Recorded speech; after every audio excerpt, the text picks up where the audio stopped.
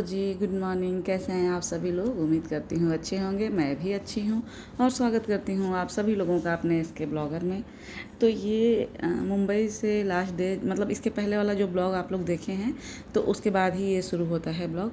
अब वहाँ से मेरी विदाई हो चुकी है और मैं टैक्सी में बैठ चुकी हूँ। मेरे भैया हैं, वो हम लोग को छोड़ने आ रहे हैं यूपी तक।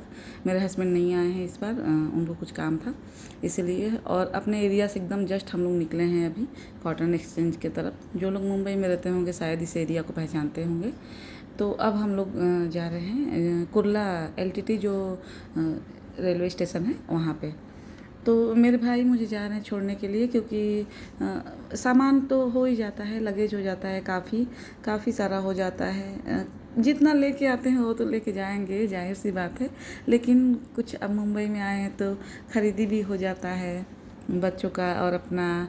और कुछ कुछ अब 1 साल के बाद आएंगे कि 6 महीने के बाद, कुछ पता नहीं है। तो जो समझ में आता है वो भी हो जाता है मार्केटिंग। और लेडीज लोग को क्या है कि वो 6 महीना साल भर बाद का भी सोच के लेती हैं सामान। किचन का सामान कुछ हुआ, कुछ ये कुछ वो, सब कुछ ऐसा नहीं है कि कपड़ा ही लेते हैं। बहुत सारी चीज़ें हैं जो ज़रूरत महसूस होते हैं हमें, तो वो भी ख़रीद लेते हैं। और बेटी का भी काफ़ी मार्केटिंग हो जाता है। बेटे को तो इतना कुछ नहीं चाहिए होता है, उससे रोज़ पूछती हूँ कुछ चाहिए तुमको, कुछ चाहिए, लेकिन उसको नहीं, उसको बस खिलौनों में ही मन लगा रहता है। कभी ये गन चाहिए तो वो गन चाहिए। तो ली थी बेटे के लिए भी, लेकिन उसकी गन वहीं पे टूट गई। भाई के बेटा बेटी और मेरे बेटे ने मिलके इतने उससे खेल लिए कि वहीं पे वो टूट गया, वहीं ख़रीदा हुआ, वहीं टूट के वहीं छोड़ा के आ गई मैं। और ये देखिए, ये जो 2 बिल्डिंग हैं, ये वर्ल्ड ट्रेड सेंटर की तरह नहीं दिखता है कुछ कुछ? मुझे तो वैसा ही दिख रहा था, तो मैं आप लोग से भी सोची कि शेयर कर दूं। ये अब हम लोग आ गए हैं बाहर की तरफ, मतलब अपने जो हमारा सी वार्ड है जहाँ पे हम लोग रहते हैं, जवेरी बाज़ार, मुंबा देवी, माधो बाग, ये कालवा देवी का एरिया, वो सब छूट गया है। अब हम लोग थोड़ा आगे वडाला के साइड अब आ गए हैं। वडाला से भी आगे ही आ गए होंगे हम लोग। तो यही है, बहुत ये ब्रिज से ही हम लोग को जाना होता है और बहुत सुंदर ये रास्ता है। दोनों तरफ ग्रीनरी भी है और बड़ी बड़ी बिल्डिंगें भी हैं, टावर भी हैं। देखिए कितनी बड़ी बड़ी बिल्डिंगें हैं। और ऐसा नहीं है अभी बनते ही जा रहे हैं, बहुत जगह अभी ऐसा है कि अभी काम चालू हुई है। तो ऐसा ही कुछ था ये नज़ारा। और भाई को तो क्योंकि उनका भी काम है अपना, उन लोग का भी ये जो है उनका काम, ये गर्मियों के सीज़न में ही है। बारिश आ जाएगा तो फिर काम उनका थोड़ा ठप हो जाता है। तो मुझे भी ये नहीं ठीक लग रहा था, लेकिन भाई को ये था कि नहीं नहीं, तुम लोग का लगेज ज़्यादा है, मैं तुमको छोड़ के आऊँगा। वो आए और आने के लिए तो ट्रेन से ही था हम लोग का टिकट जो था, क्योंकि लगेज ही इतना था कि फ़्लाइट में तो फिर आ ही नहीं सकता था। तो आए और बस हम लोग को छोड़ करके, और वो 2 दिन बाद ही चले गए, उनका फ़्लाइट था। और ये देखिए हम लोग आ गए हैं स्टेशन एलटीटी। तो यही है। और ये इसी टैक्सी से हम लोग आए थे। तो वो लोग गए हैं, जो वो कूली होते हैं जो ट्रॉली वाला चलाते हैं, वो उसको लेने के लिए, क्योंकि हमारा सामान उस पर रख के जाएगा। ये हर बार का है, क्योंकि बहुत ज़्यादा सामान मेरा हो जाता है पता नहीं कैसे। और ये वो दूसरे रास्ते से भाई लेके गए और बोले हम लोग को कि तुम बच्चों को लेकर के और जाओ, ये मतलब प्लेटफॉर्म नंबर 4 पे हम लोग की ट्रेन आने वाली थी, तो उस पे जाना था मुझे। तो मैं बच्चों के साथ आ गई। और अब यहाँ पे ये अच्छा हो गया कि इलेक्ट्रिक वाली जो सीढ़ी है वो हो गई है, तो ये ज़्यादा अच्छा है, क्योंकि सामान वगैरह लेके भी चढ़ने उतरने का कोई झंझट नहीं है। या फिर कोई पैर से भी परेशान है, बहुत लोगों को घुटने की तकलीफ़ होती है। ऐसा नहीं है कि जिसका उम्र है उसी को होता है, जिसका एज नहीं है उसको भी घुटने का ये तकलीफ़ हो जाता है। तो उनके लिए भी ये काफ़ी अच्छा था, बहुत ये अच्छा बन गया था कि मतलब इससे थोड़ा सा तो सुविधा हो ही गया था। पिछली बार जब मैं आई थी तो ये बन रहा था, चालू नहीं था। इस बार ये चालू हो गया था। और ये मैं बच्चे हम लोग जा रहे थे। और मेरी वीडियो अगर आप लोगों को अच्छी लग रही है तो मेरी वीडियो को स्किप ना करें, पूरा देखें। और अच्छा लगे तो लाइक का बटन भी ज़रूर दबाएं, ताकि मुझे पता चले कि आप लोग को मेरी वीडियो अच्छी लग रही है। और कुछ अच्छा ना लगे तो कमेंट करें, आप कहाँ से देख रहे हैं यही बता दें, तो मुझे भी अच्छा लगेगा कि कोई देख रहे हैं मुझे।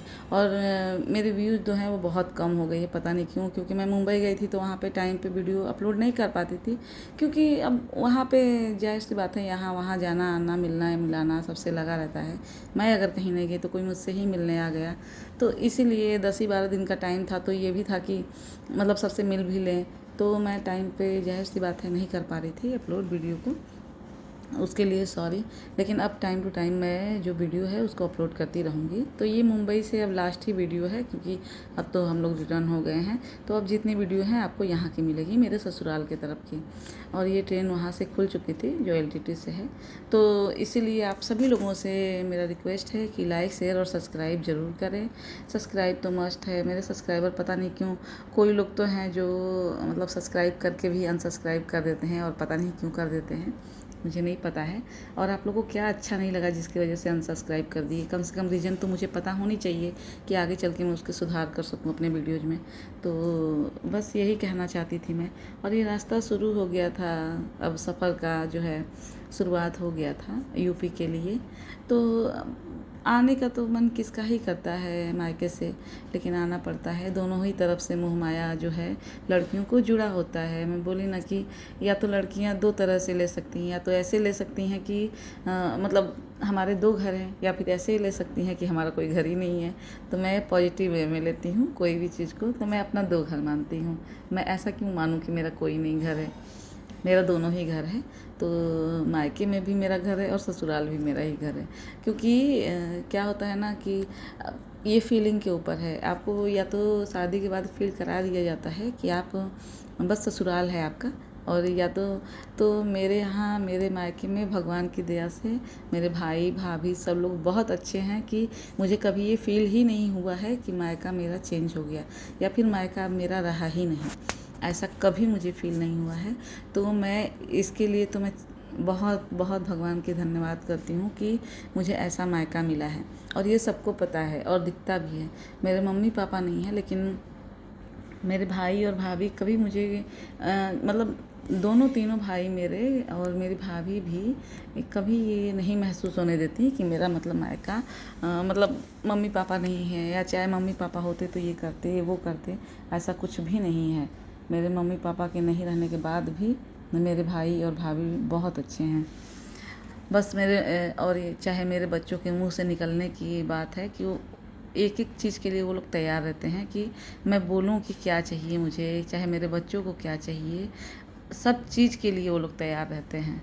तो ऐसा ही है कुछ, क्योंकि मेरे भाई जो हैं देखिए, ये एक बार नहीं है, पिछली एक बार और जो मेरे हस्बैंड नहीं जा पाए थे मुंबई, तो वो मुझे स्टेशन बस छोड़ने के लिए आए थे, रेलवे स्टेशन। मैं एक बात याद आ गया तो आप लोग से शेयर कर रही हूँ। और मतलब उनको पता चला कि जो इसके पिछले वाली मतलब यही ट्रेन जो है पहुंची है मेरे ससुराल तक, तो वो लेट पहुंची है, बहुत ज़्यादा लेट पहुंची है, मतलब रात हो गया था। तो उनको ये अच्छा नहीं लगा, चाहे जो भी। और वो जैसे आए थे वैसे ही मुझे छोड़ने के लिए ट्रेन में बैठ गए। उनके पास टिकट वगैरह कपड़े वपड़े कुछ नहीं थे। वो जैसे आए थे लोअर टी शर्ट में वैसे ही बैठ गए, और ट्रेन में ही टिकट कटवा के, यहाँ तक कि वो ब्रश भी नहीं किए थे। वो सोचे मुझे छोड़ के स्टेशन से आएंगे तो फिर वो घर पे अपना नहाए धोएंगे और दुकान जाएंगे। लेकिन फिर वो वैसे ही बैठ गए और दूसरे ही दिन का वो फ़्लाइट का टिकट करवाए, और वो फिर चले गए यहाँ छोड़ने के बाद मुझे ससुराल में। तो ऐसे हैं मेरे भाई। तो फिर मुझे और किसी की कमी कहाँ ही महसूस होगी। और मुझे लगता है कि ऐसे भाई और भाभी सबको मिलने चाहिए, ताकि लड़कियों को कभी ये महसूस ना हो कि उनका मायके में कुछ नहीं है। तो इसलिए मैं भगवान का जितना भी धन्यवाद करूं उतना कम है। तो बस जी, ये सफ़र का शुरुआत, और बात कहीं निकलता है और कहीं पहुंच जाता है। और इसको ये ना सोचें कि मैं कोई शो ऑफ कर रही हूँ। एकदम जो मेरे दिल की बात है, जो जेन्युइन है, वो मैं बता रही हूँ। और इसमें कोई भी 1% का मैं मिलावट नहीं कर रही हूँ। जो लोग मेरे जानने वाले होंगे, जो मेरे वीडियो को देखते होंगे और जो मुझे जानते हैं, उनको ये मालूम है कि ये मैं सच बोल रही हूँ, झूठ नहीं बोल रही हूँ। और वैसे भी मैं अपनी वीडियो में कभी भी कोई झूठ तो नहीं बोलती हूँ। अगर आप लोगों को कभी लगता है तो कमेंट करिएगा, तो फिर मैं उसको क्लियर भी कर सकती हूँ सारी बातों को। तो और ये देखिए, ये जो ट्रेन से दिखते हैं ना घर, मुझे बड़े सुंदर लगते हैं ये घर। मतलब कितने भी छोटे हैं बड़े हैं ये मुझे नहीं मायने रखता है। मुझे बड़ा अच्छा लगता है कि ट्रेन की पटरियों के इतने करीब ये लोग कैसे रहते हैं इतने शोर शराबे में, और इनके घर देख के ना मुझे बड़े सुंदर लगते हैं। मैं सोचती हूँ कि रास्ते भर ये घर ऐसे ही आते रहें और मैं देखती रहूँ। मैं ये बड़ा इंजॉय करती हूँ ये वाला जो होता है मोमेंट। और इलाहाबाद मुझे लग रहा है ये पहुँच गए हैं या वहाँ से निकल रहे हैं, ऐसा ही कुछ है। तो अब हम लोग यूपी में आ ही गए थे और बस कुछ ही दूरी पे है, अब थोड़े ही दूर पे है मेरा जो ससुराल है। तो वहीं पे अब हम लोग आ जाएंगे। गाजीपुर ज़िला में, मैं बता चुकी हूँ पहले भी कि मेरा गाजीपुर ज़िला में ससुराल है।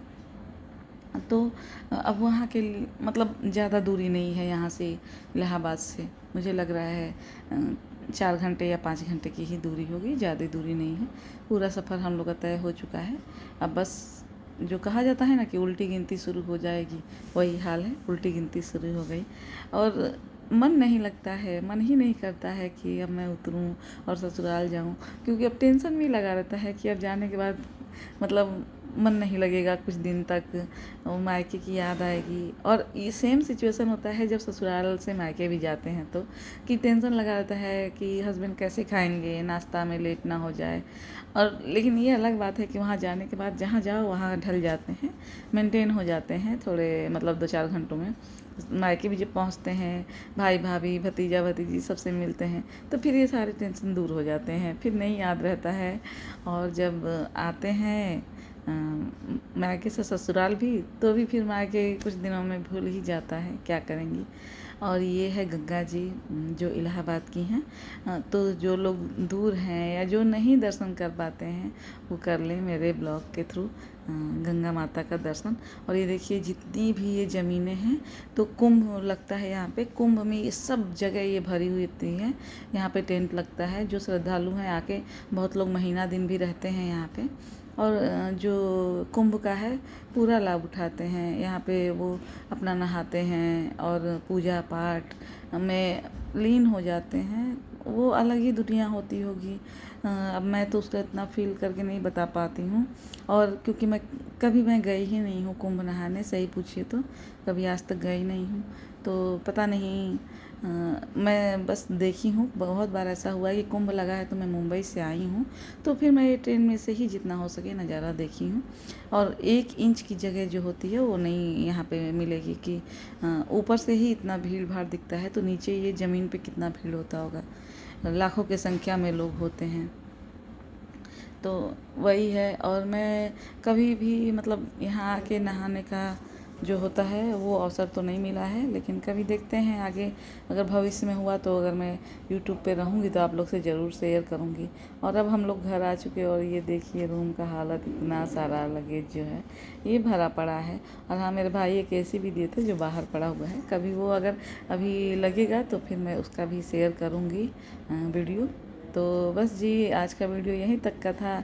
और अच्छा लगे तो लाइक शेयर सब्सक्राइब करिए। मिलते हैं नेक्स्ट ब्लॉग में।